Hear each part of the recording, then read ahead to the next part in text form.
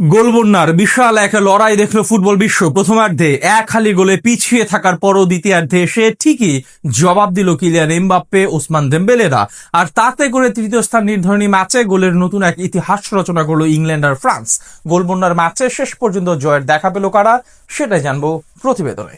Semifinal হারের পর দুদলের জন্যই ম্যাচটা ছিল এক প্রকার আনুষ্ঠানিকতার। তবে এই আনুষ্ঠানিকতার ম্যাচটাই জন্ম দিল চরম নাটকীয়তার। একের পর এক গোল বন্যায় শেষ পর্যন্ত জয় তুলে নিল ইংল্যান্ড। ম্যাচের শুরু থেকেই গোলের পিছে মরিয়া হয়ে ছুটছিল ইংল্যান্ড। প্রথম গোলের দেখা পেতেও অবশ্য খুব একটা অপেক্ষা করতে হয়নি ইংলিশদের। তৃতীয় মিনিটেই পেয়ে যায় গোলের দেখা। মাঝ মাঠে ভুল পাস কেড়ে নেন ডেকলান রাইস। এরপর প্রায় 25 গজ দূর থেকে দুর্দান্ত শটে বল জড়ান জালে। গোল হজমের পর কিছুটা ঘুরে দাঁড়ানোর চেষ্টা করে ফ্রান্স। এমবাপ্পে, দুয়ে ও শেরকিরা গোলের সুযোগ তৈরি করছিলেন ঠিকই, তবে প্রতিবারই বাধা হয়ে দাঁড়ায় ইংল্যান্ডের রক্ষণভাগ। এরই মাঝে 18 মিনিটে ব্যবধান দ্বিগুণ করে ইংল্যান্ড। কর্নার থেকে রাইসের দারুণ ক্রসে হেড করেন এজরি কনসা। সেই সাথে দলের ব্যবধান বাড়ান এই তারকা ডিফেন্ডার। 2 গোলে পিছিয়ে পড়ার পর গোল করার জন্য হন্যে হয়ে ছুটতে থাকে ফ্রান্স। দূর থেকে শট নিয়ে গোলের চেষ্টা করেন এমবাপ্পে, তবে তার শট হয় লক্ষ্যভ্রষ্ট।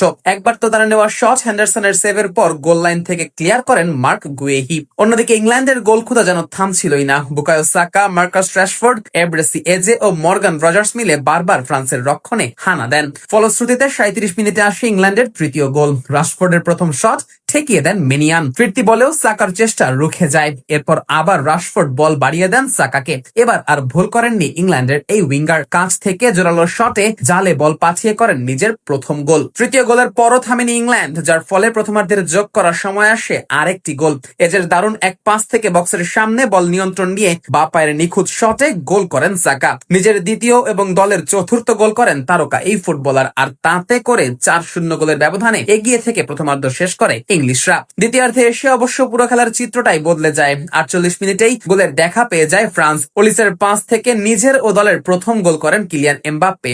এই গোলে গোল্ডেন বুটের দৌড়ে মেসিকে টপকে শীর্ষে উঠে যান ফরাসি এই তারকা।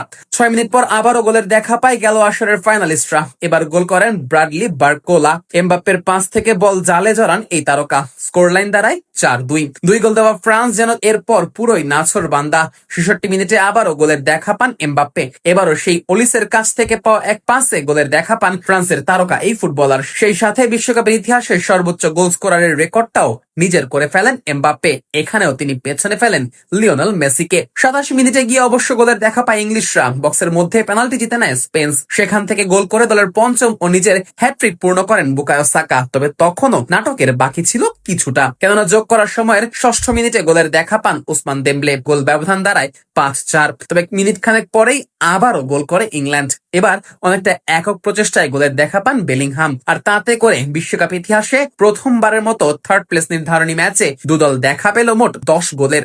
সেই সাথে 6-4 ব্যবধানে জিতে বিশ্বকাপের তৃতীয় স্থান জিতে নিল ইংল্যান্ড।